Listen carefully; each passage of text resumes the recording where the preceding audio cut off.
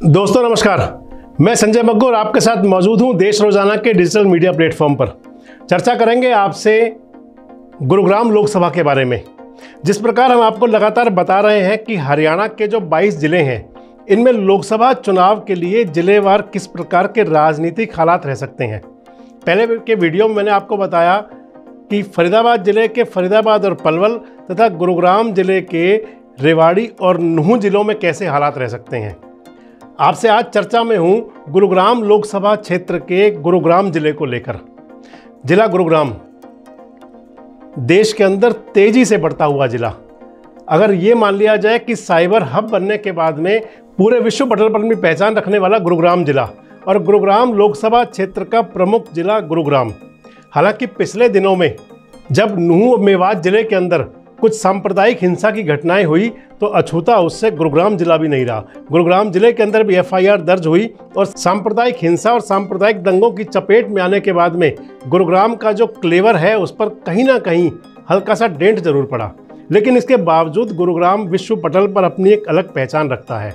और आज आपसे मैं चर्चा कर रहा हूं कि गुरुग्राम लोकसभा क्षेत्र के लिए गुरुग्राम जिले के अंदर आखिर हालात कैसे रह सकते हैं। 2019 का लोकसभा चुनाव आप याद कीजिए और उससे पहले आप 2014 के लोकसभा चुनाव को देखिए। 2014 का जो लोकसभा चुनाव हुआ था, भारतीय जनता पार्टी के प्रत्याशी के तौर पर उस चुनाव में यानी कि 2014 के लोकसभा चुनाव में गुरुग्राम जिले की चारों विधानसभा सीटों पर कमल लहराया था। राव इंद्रजीत सिंह इन चारों विधानसभा सीटों पर बड़े अंतराल से विजयी हुए थे। और उसके बाद जब विधानसभा का चुनाव हुआ था तो विधानसभा चुनाव में भी चारों विधानसभा सीटों पर बीजेपी के प्रत्याशी चुनाव जीते थे। बाद में 2019 का चुनाव आया।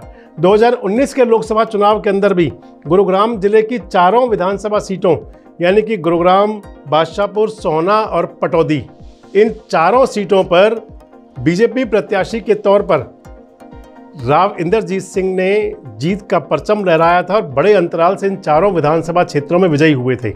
हालांकि जब बाद में विधानसभा का चुनाव हुआ 2019 के अंदर तो गुरुग्राम और सोहना और पटौदी, इन 3 सीटों पर तो बीजेपी जीत गई, लेकिन बादशाहपुर के अंदर चुनाव बीजेपी हार गई और वहां से निर्दलीय प्रत्याशी राकेश दौलताबाद चुनाव जीत गए। हालांकि इन चारों चुनावों के अंदर जो 2019 का जो विधानसभा चुनाव हुए थे लोकसभा के बाद, कांग्रेस का बहुत बुरा हाल हुआ। इवन दूसरे नंबर की तो छोड़ो, कांग्रेस चारों सीटों पर तीसरे नंबर की लड़ाई में रही। और अब जब 2024 की तैयारी है, 2024 के लोकसभा चुनाव का आप मान लें कि बिगुल बज चुका है, 6 महीने के अंदर चुनाव हो जाना है। जब संसद से विश्वास मत पर और उसके बाद में लाल किले की प्राचीर से जब प्रधानमंत्री मोदी का संबोधन हुआ था तो उन दोनों संबोधनों का जो लबोलुआब था वो ये था कि देश लोकसभा चुनाव के मुहाने पर पहुंच चुका है। और मैंने आपको पहले बताया कि चुनाव के अंदर लगभग 6 महीने का समय रह गया है। ऐसे में चुनावी तैयारियां तो तेज हैं ही हैं। तो मैं आपसे चर्चा में हूं कि गुरुग्राम लोकसभा क्षेत्र के प्रमुख जिले गुरुग्राम, जिसमें कि 4 विधानसभा आती हैं, अगर उसमें अब चुनाव होता है और 2024 का जो लोकसभा चुनाव होगा उसके अंदर स्थिति कैसी रह सकती है। सबसे पहले आपसे चर्चा करते हैं गुरुग्राम की। लोकसभा की जब चर्चा करेंगे तो चुनावी चर्चा जरूर होगी 2019 की भी, कि 2019 के लोकसभा जो चुनाव हुए थे उसके अंदर गुरुग्राम विधानसभा सीट से राव इंद्रजीत सिंह ने अपने जो निकटतम प्रत्याशी थे कांग्रेस के कप्तान अजय यादव को बहुत बड़े अंतर से चुनावी शिकस्त दी थी। उसके बाद में जब विधानसभा का चुनाव हुआ तो विधानसभा चुनाव में भारतीय जनता पार्टी ने अपने जो पुराने प्रत्याशी थे उनके उमेश गुप्ता, उनके स्थान पर प्रत्याशी बदला, चेंज किया और सुधीर सिंगला को मैदान में उतारा। चुनाव सुधीर सिंगला भी जीते। लेकिन इस विधानसभा चुनाव के अंदर जो कांग्रेस प्रत्याशी के तौर पर सुखबीर सिंह कटारिया थे वो तीसरे नंबर पर पहुंच गए और दूसरे नंबर पर वहां मोहित ग्रोवर रहे। गुरुग्राम विधानसभा सीट ऐसी है कि जहां पर कभी कांग्रेस का दबदबा रहा है। हालांकि कांग्रेस का दबदबा यूं रहा कि वहां पर धर्मवीर गाबा बार बार चुनाव जीतते रहते थे। अगर एक बार 2009 के चुनाव को छोड़ दें, जबकि सुखबीर सिंह कटारिया वहां से निर्दलीय प्रत्याशी के तौर पर चुनाव जीत गए थे, तो उसके अलावा या तो कांग्रेस जीतती थी या बीजेपी जीतती थी। और जब कांग्रेस के प्रत्याशी के तौर पर धर्मवीर गाबा ज़्यादातर वहाँ से चुनाव जीतते रहे थे। गुरुग्राम जो जिला है, जो गुरुग्राम विधानसभा क्षेत्र है, वो प्रॉपर अगर ये कहा जाए कि शहरी विधानसभा क्षेत्र है। पंजाबी और अग्रवाल समुदाय के मतदाता वहाँ बड़ी संख्या में हैं, कोई बड़ी बात नहीं होगी। लेकिन क्योंकि वहाँ पर कांग्रेस ने सुखबीर सिंह कटारिया को टिकट दिया और सुखबीर सिंह कटारिया उस चुनाव में बुरी तरह शिकस्त खा गए। और अब हम बात करने चल रहे हैं आपसे 2024 की। तो 2024 के चुनाव के लिए जो हालात रह सकते हैं उसमें अगर ये मान लिया जाए कि भारतीय जनता पार्टी के प्रत्याशी के तौर पर वह राव इंदरजीत सिंह ही होंगे और कांग्रेस प्रत्याशी के तौर पर वह कैप्टन अजय यादव ही होंगे, तो उस स्थिति में भी गुरुग्राम विधानसभा क्षेत्र के अंदर इस बात को तय मान लिया जाए कि राव इंदरजीत सिंह भाजपा प्रत्याशी के तौर पर काफ़ी आगे रह सकते हैं। यानी कि गुरुग्राम विधानसभा क्षेत्र के अंदर 2024 के लोकसभा चुनाव के लिए कमल का खिलना तय है।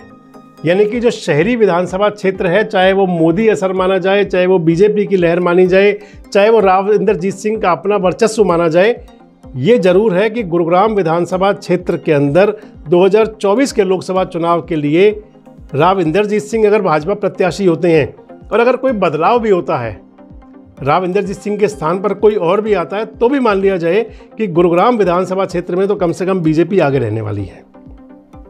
बात करेंगे बादशाहपुर विधानसभा क्षेत्र की। बादशाहपुर विधानसभा क्षेत्र में 2019 के और 2014 के उससे पहले लोकसभा चुनाव में, दोनों चुनाव में राव इंदरजीत सिंह आगे रहे थे। 2014 के विधानसभा चुनाव में बादशाहपुर से राव नरबीर सिंह चुनाव जीते थे।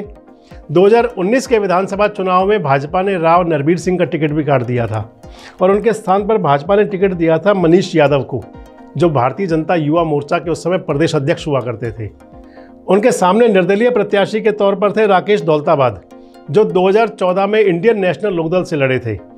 और कांग्रेस की टिकट पर यहाँ प्रत्याशी थे राव कमलवीर सिंह, राव नरबीर सिंह के भाई, 2019 में। और 2014 में यहाँ पर प्रत्याशी थे राव धर्मपाल। तो 2019 का जो विधानसभा चुनाव हुआ लोकसभा के बाद में, उस चुनाव के अंदर राकेश दौलताबाद चुनाव जीते, मनीष यादव दूसरे स्थान पर रहे और कांग्रेस के प्रत्याशी कमलजीत सिंह तो बहुत बुरी तरह पिछड़ गए और तीसरे स्थान पर पहुंच गए। अब जब 2024 का चुनाव होना है पहले लोकसभा का, तो 2024 के लोकसभा चुनाव के लिए ये मान लिया जाए कि बादशाहपुर के अंदर एक बार फिर कमल की खेती हो सकती है, एक बार फिर कमल खिल सकता है। अगर राव इंदरजीत सिंह प्रत्याशी होते हैं तो भी, और अगर राव इंदरजीत सिंह प्रत्याशी नहीं होते, किसी और पर पार्टी दाव चलाती है, तो भी बादशाहपुर में लोकसभा के लिए तो बीजेपी प्रत्याशी आगे रह सकते हैं। बहुत बड़ी अंतर तो नहीं होगा, लेकिन जीत जरूर होगी। तो लोकसभा चुनाव के लिए बादशाहपुर विधानसभा क्षेत्र में ये तय है कि बीजेपी का परचम लहरा सकता है, बीजेपी प्रत्याशी आगे रह सकता है। और विधानसभा चुनाव जब आएगा तो विधानसभा की चर्चा मैंने आपसे पहले कहा कुछ दिन बाद करेंगे, क्योंकि बादशाहपुर बहुत चर्चित विधानसभा है और पिछले दिनों ये चर्चाएं चलती थी कि भाजपा के जो प्रदेश अध्यक्ष हैं ओपी धनखड़, कहीं वो भी बादशाहपुर को अगली अपनी कर्मस्थली मानकर चलते हैं। विधानसभा की चर्चा जब आपसे करेंगे तो आपसे इस बारे में बात करेंगे। फिलहाल बात लोकसभा की है, तो लोकसभा में आप मान लिया जाए कि बादशाहपुर के अंदर भी कमल खिलना लगभग तय है। अब बात करेंगे सोहना विधानसभा क्षेत्र की। सोहना के अंदर सोहना और ताबड़ू दो क्षेत्र आते हैं। यहाँ पर सभी तरह के मिले जुले मतदाता हैं, जिसके अंदर मेव मतदाताओं की संख्या भी ठीक ठाक है। राजपूत मतदाता भी हैं, गुजर मतदाता भी हैं।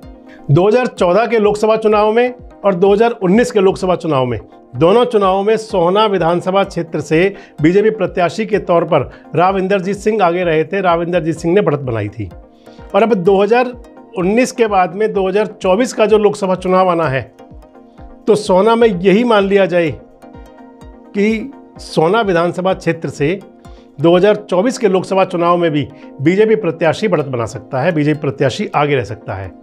तो इसके साथ साथ चर्चा विधानसभा की भी कर लें कि 2014 के जो विधानसभा चुनाव हुए थे उसमें बीजेपी प्रत्याशी के तौर पर तेजपाल तंवर चुनाव जीते थे, और 2019 के जो विधानसभा चुनाव हुए थे उसमें बीजेपी प्रत्याशी हुए थे कुंवर संजय सिंह, और कुंवर संजय सिंह चुनाव जीते थे। उन्होंने दूसरे नंबर पर जो रहे थे प्रत्याशी वो जेजेपी के थे रोहताश खटाना, और यहाँ पर भी कांग्रेस पिछड़कर तीसरे स्थान पर पहुँच गई थी। शमसुद्दीन थे कांग्रेस के प्रत्याशी। सोहना विधानसभा के अंदर 2024 में स्थिति क्या रह सकती है, इस पर चर्चा आपसे बाद में करेंगे। अभी चर्चा लोकसभा की है, तो लोकसभा में सोहना विधानसभा क्षेत्र में भी मान लिया जाए कि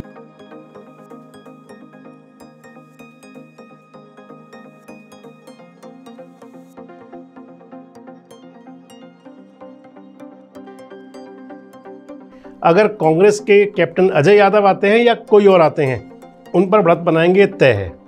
और अब बात करेंगे पटौदी विधानसभा क्षेत्र की। गुरुग्राम जिले का एक रिजर्व विधानसभा क्षेत्र पटौदी विधानसभा क्षेत्र के अंदर भी 2014 में भी और 2019 में भी राव इंद्रजीत सिंह बड़े अंतर से चुनाव जीते थे। पटौदी के अंदर राव इंद्रजीत सिंह के परिवार का राव इंद्रजीत सिंह का बड़ा वर्चस्व माना जाता है। कहा यह जाता है कि राव इंद्रजीत सिंह से आशीर्वाद लेकर चुनाव लड़ने वाला प्रत्याशी पटौदी से विधायक बनता है।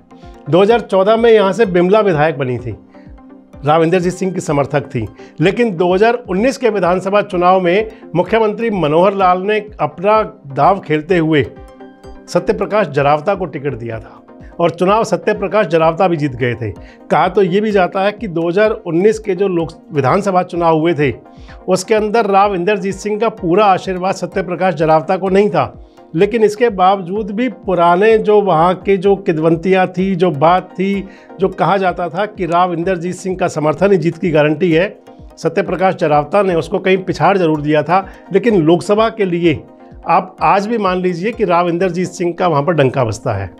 और लोकसभा चुनाव के लिए पटौदी विधानसभा से 2024 का जो चुनाव होगा उसके अंदर अब भी राव इंद्रजीत सिंह भाजपा प्रत्याशी के तौर पर कांग्रेस के प्रत्याशी पर बड़ी बढ़त बनाएंगे। मैंने आपको पहले ही कहा है कि विधानसभा का जो समीक्षा वो आपसे बाद में करेंगे। फिलहाल वर्तमान में हम लोकसभा की समीक्षा कर रहे हैं। तो गुरुग्राम लोकसभा चुनाव के लिए गुरुग्राम जिले की चारों विधानसभा सीटों गुरुग्राम, बादशाहपुर, सोहना और पटौदी, इन चारों सीटों पर कमल का खिलना लगभग तय है। आप मान लीजिए कि गुरुग्राम जिले के अंदर गुरुग्राम लोकसभा के लिए भाजपा प्रत्याशी निश्चित रूप से बढ़त बनाएंगे। कल आपसे चर्चा करेंगे भिवानी महेंद्रगढ़ लोकसभा के बारे में कि भिवानी महेंद्रगढ़ लोकसभा सीट पर हालात किस प्रकार के रह सकते हैं। आज के लिए इतना ही, दीजिए इजाज़त। कल आपसे फिर मिलेंगे। नमस्कार, धन्यवाद।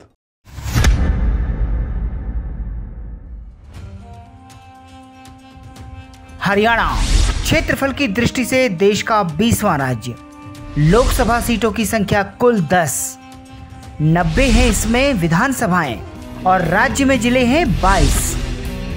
हर जिले का सटीक विश्लेषण देखिए देश रोजाना की स्पेशल सीरीज जिलेवार हरियाणा विद संजय मकूब।